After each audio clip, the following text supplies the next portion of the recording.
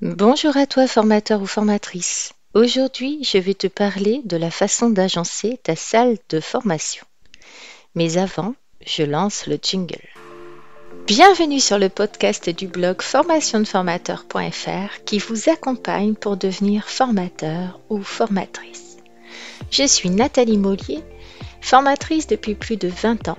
Et sur ce podcast, je vous donne mes trucs et astuces pour animer vos formations actuelles ou futures. Vous me suivez? Alors, c'est parti pour un nouveau podcast. La salle de formation, comme tu le sais, est un lieu extrêmement important pour le formateur, car c'est là en fait que tu vas pouvoir animer, discuter et échanger avec tes stagiaires, travailler en groupe ou en sous-groupe, mettre en place des jeux de rôle et j'en passe. Dans l'idéal, tu auras la possibilité de moduler cet espace à ton gré pour qu'il convienne au mieux à tes besoins. Car l'organisation de l'espace dans ta salle est une composante qui va influer de façon très importante sur le processus d'apprentissage et sur la participation ou non, bien sûr, de ton groupe. Dans la réalité, en fait, tu vas devoir composer avec un certain nombre de problèmes qui peuvent émerger suivant les endroits où tu vas te situer, où tu vas former. Alors bien sûr, il y a les salles dont tu as toujours l'habitude, donc tu sais comment elles sont, tu connais leurs défauts, etc. Mais moi, en tant que formatrice, j'ai beaucoup bougé, vraiment partout, dans des endroits très très variés, que ce soit des organismes de formation, des entreprises, des sites industriels, des amphithéâtres, des grandes salles, des petites salles, des grandes écoles, voilà. Donc, en fait, je vais te lister quelques-uns des problèmes que j'ai rencontrés et puis, en fait, les conseils que je te donne aujourd'hui dans ce podcast, c'est pour t'aider à anticiper, te préparer pour que si jamais tu te retrouvais confronté à ce type de problème, tu aies des solutions. Alors, les petits problèmes que tu peux rencontrer, par exemple, c'est que la taille de la salle, elle soit tout simplement plus grande ou alors plus petite que ce que tu avais prévu ou ce que tu avais demandé. Ça peut être aussi le mobilier qui est trop lourd, trop petit. Tu as des tables alors que tu avais demandé pas de table. Tu as en fait l'inverse, tu n'as pas de table alors que tu en avais demandé. Le mobilier est du coup peut-être difficile à déplacer, voire impossible à bouger parce qu'il peut être aussi vissé dans le sol. Ça m'est arrivé dans des écoles où en fait les tables étaient vissées dans le sol et les chaises étaient en fait des bancs également vissés dans le sol. Donc là, c'est très compliqué si tu veux modifier effectivement l'agencement de ta salle. Le mobilier peut être obsolète aussi, les chaises inconfortables et j'en passe, voire à moitié détruites, ce qui peut arriver suivant les endroits. Oui, je sais que ça peut te surprendre, mais voilà, peut-être que tu as beaucoup de pratique ou peu. En tout cas, sache que oui, parfois on a de grosses surprises. Après, ça peut être la configuration de la salle qui est surprenante parce que tu peux avoir des poteaux en plein milieu de l'espace. Donc, ce qui peut poser des problèmes de visibilité pour certains de tes apprenants, ce qui peut poser un problème aussi par rapport à l'emplacement de ton vidéoprojecteur. Tu peux également, bien sûr, du coup, avoir la surface de projection qui est la même que celle sur laquelle tu écris. Donc, c'est par exemple le tableau blanc qui sert de surface de projection. Donc, tu dois jongler entre écrire ou projeter. Ça peut être aussi l'impossibilité pour toi de circuler autour des stagiaires ou à eux de bouger. Je t'ai parlé des fameux bancs vissés.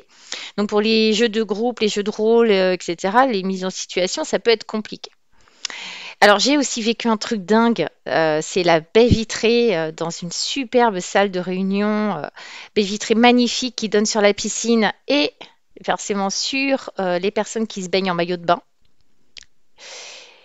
Je te raconte pas comment c'était compliqué de garder les yeux de mes apprenants sur le PowerPoint et ce qu'on était en train de faire et de dire plutôt que d'être en train de regarder, pour pas dire mater, ce qui se passait dans la piscine. Donc, tu comprends, enfin, c'était l'été bien sûr, en plein hiver, je pense que ça ne poserait pas le même souci.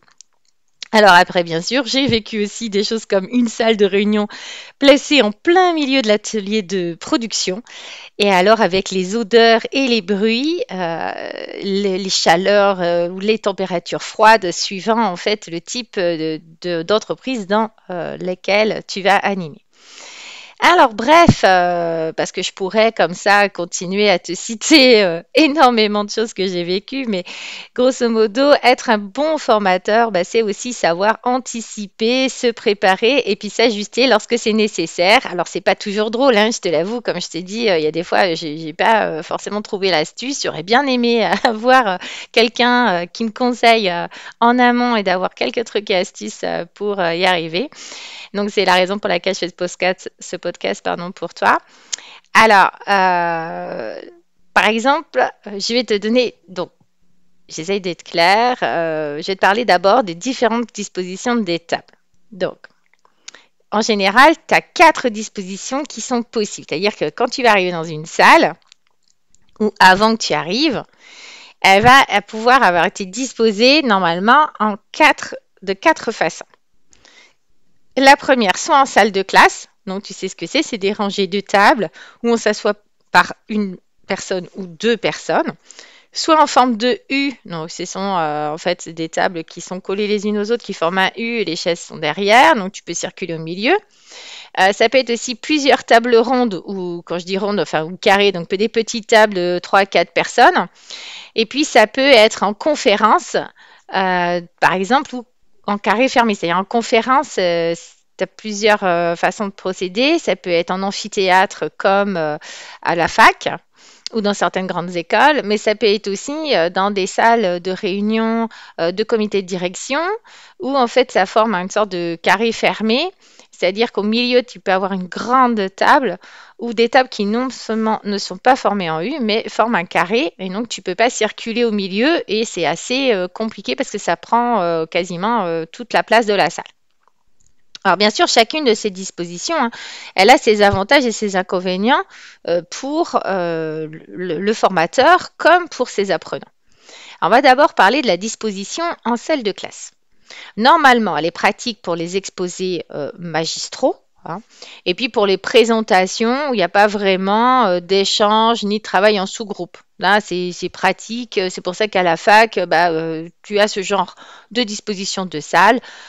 Tout simplement parce que tu as énormément d'étudiants devant toi. Donc, comme je te disais, l'avantage principal, c'est de remplir au maximum la salle. Donc là, tu optimises un maximum le nombre de stagiaires au mètre carré. Par contre, au niveau inconvénient, bien sûr, tu te doutes que ça facilite pas les jeux de rôle, ni le travail en sous-groupe, ni forcément l'apprentissage, parce que ça veut dire qu'il y a énormément de gens dans la salle, donc il peut y avoir du bruit, etc. Donc c'est pas forcément confortable. Et puis bien sûr, en tant que formateur, pour te déplacer au sein du groupe, c'est parfois la galère. Donc il y a un autre inconvénient lorsqu'on fait de la formation pour adultes, parce que c'est le cas de mon blog et de ces podcasts, c'est la formation pour adultes, donc post-études, on va dire lycée, etc. Donc ça rappelle en fait la période scolaire à certaines personnes et ça peut développer aussi une attitude de passivité, c'est-à-dire que bon, tu te retrouves comme quand tu étais en salle de classe,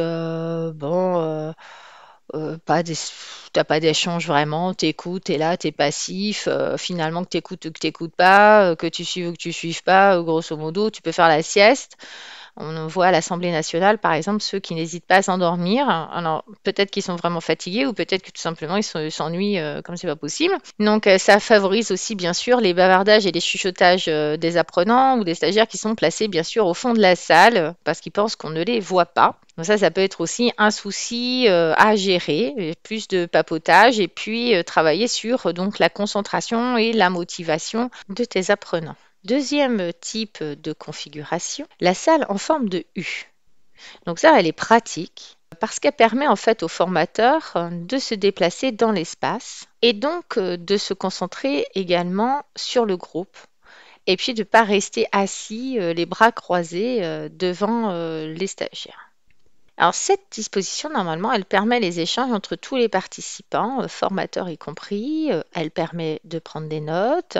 Elle pose une barrière un peu entre les gens. Donc, certains vont être rassurés d'avoir la table devant soi. D'autres vont être un peu gênés par la promiscuité avec le voisin de droite ou le voisin de gauche. Mais c'est la disposition qui va convenir, je dirais, à la majorité des formations intellectuelles et pas forcément techniques. Donc, elle est donc à rechercher et à privilégier. Et si au contraire tu ne peux pas, parce que tu as beaucoup de gens ou tu as pas mal de jeux en sous-groupe à faire et que la salle est petite, tu peux essayer de faire enlever aussi les tables et pourquoi pas d'animer simplement avec les gens qui sont disposés en cercle avec leurs chaises. Donc ça demande de prendre des notes sur leurs genoux. Mais si tu as fait des supports pertinents qui vont leur permettre de revenir ensuite sur le cours ou sur la formation, ou alors de prendre des notes directement pendant la formation, ce sera certainement plus simple. Alors, troisième chose que tu peux rencontrer, c'est la disposition de la salle en petite table ronde ou petite table en carré en fait, hein. Bon, alors ça, c'est une disposition idéale pour les travaux en petits groupes, pour pouvoir mettre les gens par 3, par 4. Elle va faciliter effectivement les échanges entre les participants, car tout le monde voit tout le monde et se trouve un peu sur un pied d'égalité, parce qu'il n'y a pas ceux qui sont au fond de la salle, ceux qui sont près du formateur, etc. Par contre, il peut être difficile pour toi, formateur, de te déplacer, hein, sauf à ce que la salle, forcément, elle soit très grande. Donc, et puis d'autre part, forcément, s'il y a plusieurs tables, malheureusement, certains stagiaires peuvent se tourner le dos et te tourner le dos également. Donc, si tu as une surface de projection ou que tu écris au tableau, ils ne peuvent pas forcément tout voir. Donc, cette disposition, elle va favoriser surtout le travail des apprenants, je dirais, entre eux, hein, et elle met le formateur plus à distance, c'est-à-dire que c'est vraiment un mode de fonctionnement où tu n'es pas au cœur de l'action. Donc, c'est souvent utilisé, sont des salles que l'on va utiliser, je dirais, en parallèle d'une salle où on est sans table ou en format en U. Et tu vas pouvoir, en fait, hein, faire travailler les gens aussi en petits groupes, avec ou sans table, du coup, parce que parfois, ce n'est pas possible suivant la salle. Donc, moi, je dis que pour que ta formation elle soit vraiment efficace, il ne faut pas que tu hésites à passer à l'une ou l'autre de ces dispositions courtes de séance. Tu profites de la pause pour modifier en fait l'agencement de la salle. Donc, où tu te fais aider bien sûr de tes apprenants juste avant qu'ils partent prendre un café. Ça met aussi une bonne ambiance. Voilà, on s'entraide, ça crée du lien dans le groupe. C'est important de savoir créer du lien entre tes apprenants pour que tout se passe bien par la suite. Donc, bien sûr, moi, ça m'est arrivé d'être contrainte, hein, d'animer une formation dans une salle de conseil d'administration qui est occupée en général par une immense table rectangulaire ou ovale. Donc, c'est donc très difficile pour toi de te déplacer, voire impossible. Donc, tu as certains apprenants qui vont se retrouver très loin. Il faudra donc que tu saches adapter ta pédagogie ainsi qu'en fait ta voix, parce qu'il va falloir que ta voix porte plus loin et que tu sois capable d'attirer l'attention et de maintenir l'attention de ces personnes. Alors, comment dire? Maintenant que tu as un petit peu compris toutes ces dispositions, hein, puisque comme je te disais, la quatrième, c'est cette histoire de grande table en conférence, hein, ou en carré fermé, eh bien, on va réfléchir à comment agencer sa salle en fonction de cette disposition. Donc, tu as compris en fait que tout dépend de l'endroit où tu vas animer ta formation pour savoir comment agencer ta salle au mieux. Alors, si tu as la possibilité, bien sûr, d'aménager toi-même cette salle, moi, je te conseille de privilégier la forme en U qui va te permettre de circuler et qui va faciliter les échanges entre les stagiaires et toi-même. De même, tu peux prévoir une surface de projection suffisamment grande pour que tout le monde dans la salle puisse voir, par exemple, ton PowerPoint, tes slides ou ta vidéo. Moi, je te conseille, si possible, forcément d'utiliser un vidéoprojecteur accroché au plafond. Maintenant, de plus en plus de salles sont équipées comme ça. Avec la problématique, c'est que du coup, c'est pas toi qui choisis la surface de projection. Mais ça t'évite en fait de devoir passer sans arrêt devant le vidéoprojecteur ou de la lampe, et puis éventuellement de te prendre accessoirement les pieds dans les fils, ce qui peut malheureusement arriver, ou avoir un stagiaire qui fasse tomber le vidéoprojecteur parce qu'il se prend les pieds dedans. Je parle de vécu, hein, forcément. Non pas que ça se passera comme ça pour toi, mais pour moi, malheureusement, ça s'est passé une fois où le vidéoprojecteur a fait un vol plané. Bon, ça s'est bien passé à la fin, il fonctionnait quand même, mais ça a été un moment assez désagréable pour tout le monde et un peu stressant. Alors, si tu peux agencer la salle toi-même, forcément, il te faut un grand tableau blanc, hein, ou au moins deux paperboards pour pouvoir les installer de part et d'autre de la salle et écrire et être vu par tout le monde. Alors c'est bien d'avoir des prises, un raccord VGA ainsi que des adaptateurs, hein, pour tous ceux qui possèdent des Mac, afin que tes apprenants puissent brancher leur ordinateur portable facilement s'il y en a besoin. Et puis si toi c'est ton organisme de formation, il faut aussi que tes formateurs et toi ou toi-même, si tu es formateur, tu puisses brancher ton ordinateur portable et le connecter au vidéoprojecteur. Alors, bien sûr, on évitera d'installer une salle de formation dans un lieu avec des poteaux au milieu, ainsi que des grandes baies vitrées donnant sur cour, ou alors on met des rideaux ou des voilages. Alors, une autre configuration à éviter si possible, c'est la grande baie vitrée qui donne forcément sur un couloir ou sur un open space. Donc, s'il y a des stores ou des rideaux, pense à les tirer, à les mettre en place avant l'arrivée des stagiaires, parce que tout ça, ce sont des sources de distraction qui vont perturber forcément la bonne animation de ta formation. Surtout lorsque tu interviens dans l'entreprise de tes apprenants, où là, moi j'ai vu le cas dans une salle de formation toute vitrée où tu avais des collègues qui venaient faire coucou comme ça, ou dire ouais, viens, viens, viens, viens, j'ai un problème. Bon, et du coup, tu t'en doutes bien que ton stagiaire n'est pas du tout concentré sur ce que tu dis et sur ce que tu fais, mais il est plus concentré sur ce qu'il entend, ce qu'il voit à travers cette vitre.